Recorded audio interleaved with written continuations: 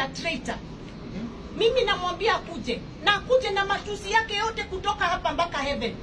Come with all your insults. In fact, sit down with a pen and paper and write all the insults. Na pale juu uanze na ile unapenda sana malaya. Anza hapo. Anza hapo. For me to get here where I am, hakuna jina sijaitwa kwa hii dunia. So don't think that will scare me. But we are tired of your style of politics. You look at what has happened in Nairobi. Who is suffering today in Nyamakema?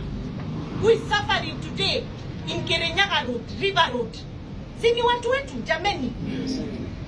So how can you claim to like your people, to support your people who you proudly call my people of Mount Kenya, and yet you are the one leading in destruction of their own businesses?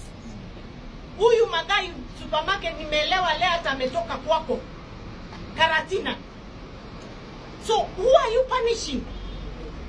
Is President Ruto today crying because his business was destroyed in Embu?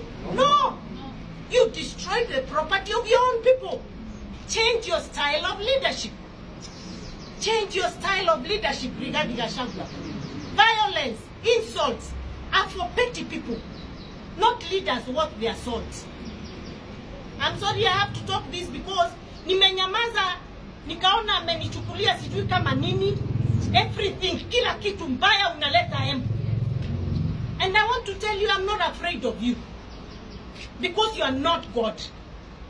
You are not God, Rigathi Gachagua. My God is more powerful than you. And you're going to know that soon. That I serve a very powerful man called God. Not Rigathi Gachagua. Governor wa Embu amenyamaza. Amenyamaza. Senator huyu Mudigi alisema anaonekana amenyamaza.